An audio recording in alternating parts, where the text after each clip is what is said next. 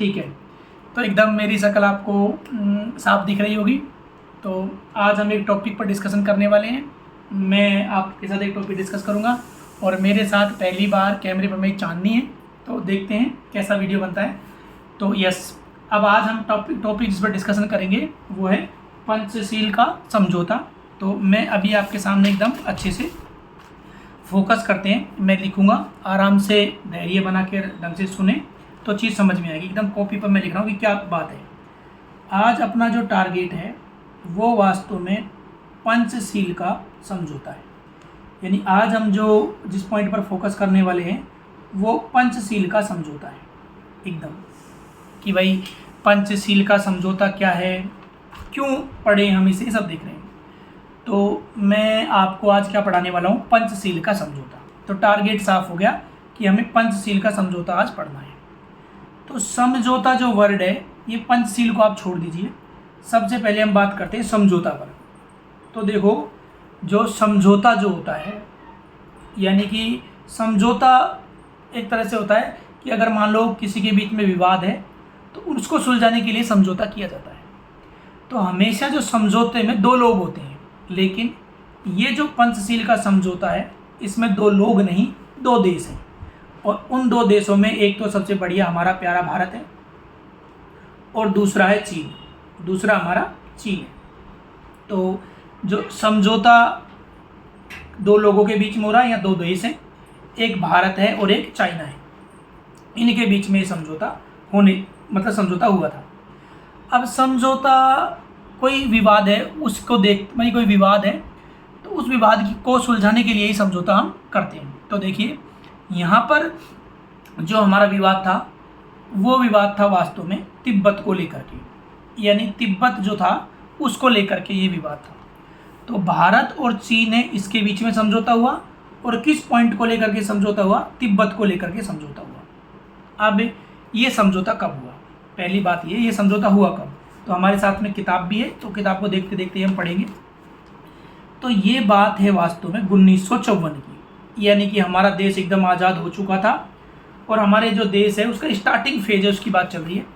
तो 1954 ईस्वी में आपका जो है तिब्बत के मुद्दे पर, ये दिख रहा होगा आपको, तिब्बत के मुद्दे पर भारत और चीन के बीच पंचशील का समझौता किया गया। ये बात एकदम दिख रही होगी। 1954 में तिब्बत के मुद्दे पर भारत और चीन के बीच पंचशील का समझौता हुआ, ठीक है। अब बात ये, समझौते में क्या डिसाइड हुआ, समझौता समझौते में क्या किया गया, कि समझौता से क्या निकला। तो समझौते में जो सबसे बड़ी जो चीज़ निकल के आई वो ये आई, समझौते में भारत ने तिब्बत पर चीन के अधिकार को स्वीकार कर लिया तथा तिब्बत में मिले विशेष अधिकारों को त्याग दिया। ये हमारे इतिहास की शायद सबसे बड़ी गड़बड़ है।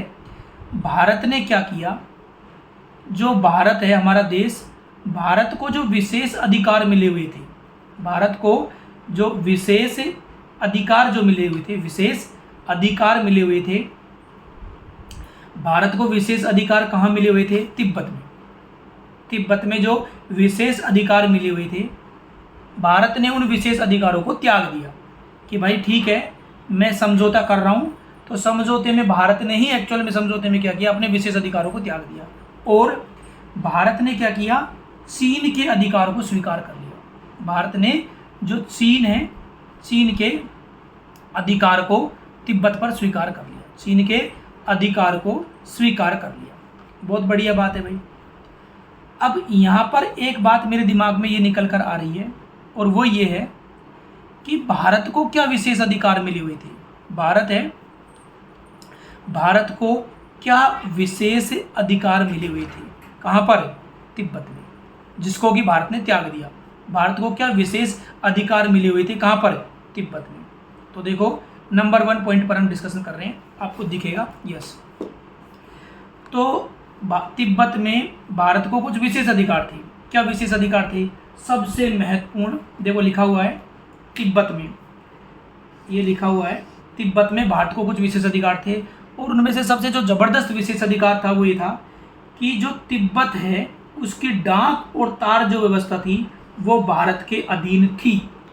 मतलब इस समझौते से पहले, या यूं कहें जब तक तिब्बत पर चीन का अधिकार नहीं हुआ था तब तक जो तिब्बत है, इसे तिब्बत की जो डाक व तार व्यवस्था थी, डाक व जो तार व्यवस्था थी, डाक और तार व्यवस्था थी, वो भारत के अधीन थी, वो भारत के अधीन थी, भारत के अधीन थी। तो क्या किया, अधीन थी, भारत ने इस अधिकार को सरेंडर कर दिया, कह दिया कि भाई अब यहाँ से आगे जो तिब्बत की डाक और तार व्यवस्था है वो हमारे अधीन नहीं रहेगी। किसके अधीन रहेगी फिर, चाइना की। दूसरा विशेष अधिकार क्या था, दूसरा विशेष अधिकार था कि तिब्बत में व्यापारिक केंद्र स्थापित करने का अधिकार। मतलब जो भारत है, ये भारत तिब्बत के अंदर, जो हमारा देश भारत है, ये तिब्बत के अंदर मतलब तिब्बत के अंदर आपका व्यापारिक केंद्र, कौन से केंद्र, व्यापारिक, जो व्यापारिक केंद्र है भाई, व्यापारिक जो केंद्र है ये स्थापित करने का अधिकार भी था, व्यापारिक केंद्र स्थापित करने का अधिकार भी था, करने का अधिकार, व्यापारिक केंद्र स्थापित करने का अधिकार भी था। ठीक है, मतलब हम ये एक्चुअल में हमारा जो देश भारत है ये तिब्बत के अंदर क्या कर सकता था, व्यापारिक केंद्र भी स्थापित कर सकता, व्यापारिक केंद्र खोल सकता था। लेकिन भारत ने जब चाइना समझौता का किया तो अपना ये अधिकार भी त्याग दिया। बढ़िया बात है। फिर उसके बाद नेक्स्ट क्या हुआ, एक और अधिकार था, ब्रिटिश प्रतिनिधि तिब्बत में नियुक्त किया जाएगा। अब ये क्या बात है भाई, आपको पता है कि हमारे देश पर तो ब्रिटिशर्स राज कर रहे थे, तो ब्रिटिशर्स का जो प्रतिनिधि था वो भी मतलब क्या है, तिब्बत में नियुक्त होता था। तो भारत ने इसको भी त्याग दिया। कुल मिलाकर अगर मैं मोटी मोटी बात कहूँ तो भारत ने अपने जो विशेषाधिकार तिब्बत में मिले हुए थे वो त्याग दिए। ओके, आगे चलते हैं, आगे इस पॉइंट पर चलते हैं। आगे क्या हुआ, अब ये इस समझौते की प्रस्तावना में पंचशील के सिद्धांत लिखे गए, इसलिए इसे पंचशील समझौता कहा गया। मतलब ये जो पंचशील का जो डॉक्यूमेंट बनाया गया, पंचशील की जो प्रस्तावना थी, समझौते की जो प्रस्तावना थी, उसे प्रस्तावना में जो पंचशील है ना, पंचशील, उसके सिद्धांत लिखे गए कि वास्तव में जो पंचशील है इसके सिद्धांत क्या होंगे, पंचशील के जो सिद्धांत हैं वो क्या होंगे, ये लिखे गए। अब देखो पंचशील का क्या सिद्धांत लिखा गया, तो अब हम बात करेंगे कि वास्तव में पंचशील का सिद्धांत क्या है।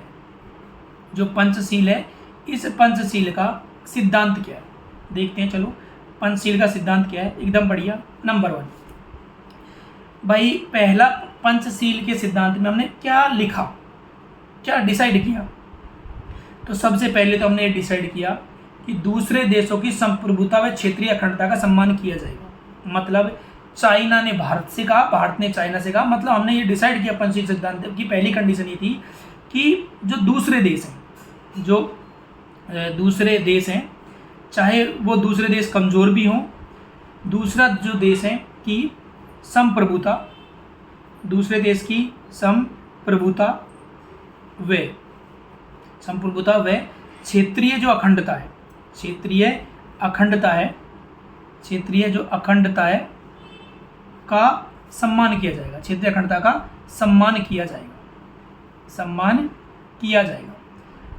अब ये क्या मामला है, अरे भाई सीधी बात ये है कि बिना मतलब किसी की थोड़ा सा गांव कब्जे में कर लिए, थोड़ी सी फेंसिंग और आगे कर दी, वो नहीं किया जाएगा। मतलब बॉर्डर हैं तो क्षेत्रीय अखंडता का जो भी बॉर्डर चले आ रहे हैं, चाहे वो विवादित ही हों, लेकिन वो बॉर्डरों का सम्मान किया जाएगा। मतलब देश की जो संप्रभुता है वह क्षेत्रीय अखंडता का सम्मान किया जाएगा।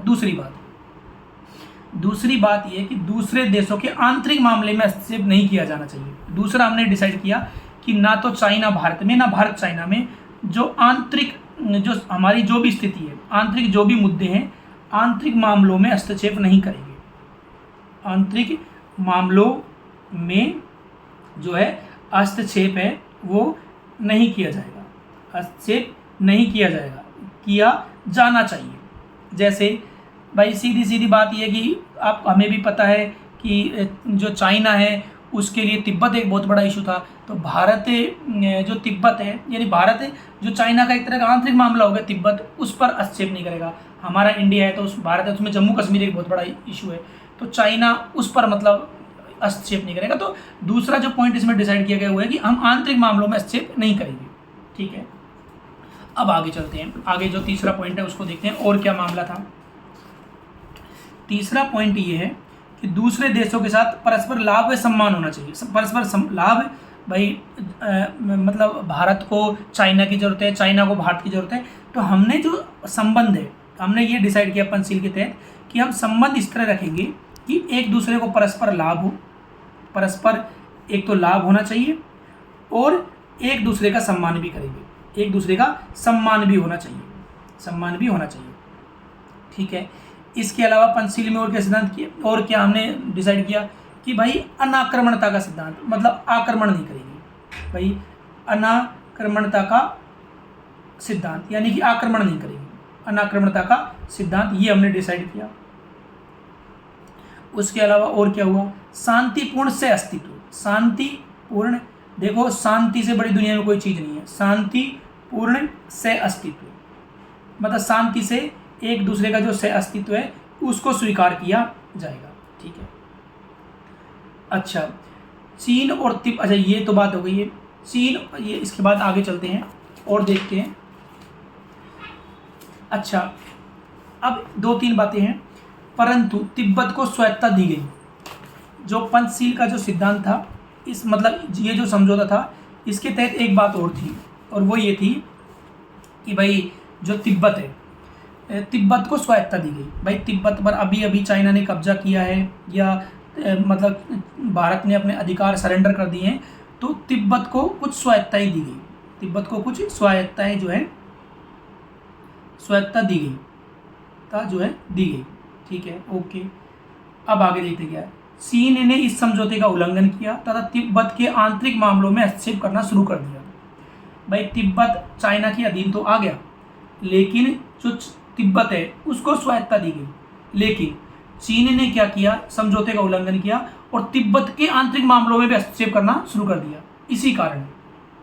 इसी कारण क्या हुआ, 1959 में यहाँ बड़े स्तर पर विरोध हुआ। यहाँ का मतलब तिब्बत में, यहाँ का मतलब तिब्बत है उसमें बड़े स्तर पर विरोध हुआ। ठीक है भाई, बड़े स्तर पर विरोध हुआ।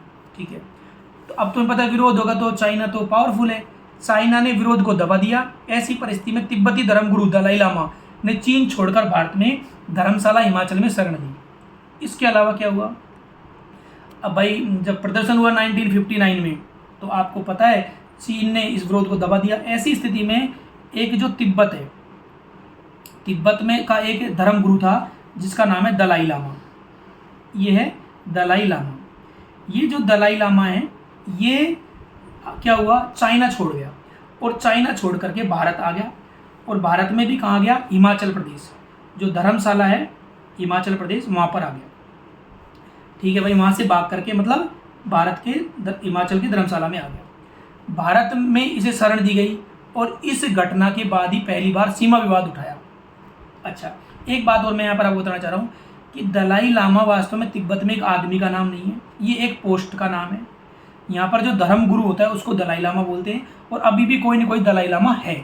तो दलाई लामा एक पर्सन का नाम नहीं है कि पोस्ट का नाम है।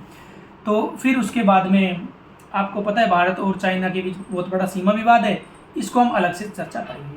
तो 1 मिनट, हमारा जो आज का टॉपिक था वो वास्तव में पंचशील का सिद्धांत था। 1 मिनट, तो 1 मिनट में थोड़ा सा आपको ब्रीफ कर देता हूँ मैंने आज आपको क्या पढ़ाया। एकदम यस भाई, मैंने आपसे यही कहा कि समझौते में 2 व्यक्ति होते हैं या 2 देश हैं, भारत और चीन, और किस मुद्दे पर कर रहे हैं, तिब्बत के मुद्दे पर कर रहे हैं। कब हुआ है, 1954 में हुआ है। क्या हुआ, मतलब इस समझौते के तहत भारत ने अपने विशेष अधिकार त्याग दिए। क्या विशेष अधिकार थे, तिब्बत की डाक और तार व्यवस्था भारत के अधीन थी, उसको भारत ने त्याग दिया। इसके अलावा भारत अपना एक व्यापारिक केंद्र वहाँ पर स्थापित कर सकता था या करता था, उसे सरेंडर कर दिया, और एक ब्रिटिश प्रतिनिधि की नियुक्ति थी वो भी सरेंडर कर दी। समझौते में क्या हुआ, हम एक दूसरे की सीमाओं का सम्मान करेंगे, आंतरिक मामलों में हस्तक्षेप नहीं करेंगे, युद्ध नहीं लड़ेंगे, इस तरह की चीज़ें डिसाइड हुई। तिब्बत को भी स्वायत्तता दी गई, और तिब्बत ये भी डिसाइड हुआ कि तिब्बत के आंतरिक मामलों में भी इंटरफेयर नहीं करेंगे, वो भी उन्होंने शुरू कर दिया। तो ये अपना आज का पॉइंट है पंचशील का सिद्धांत। ये पहला ही वीडियो मैं बना रहा हूँ, आप ये समझिए होपफुली कि अपन और अच्छा करेंगे। ठीक है, थैंक यू सो मच।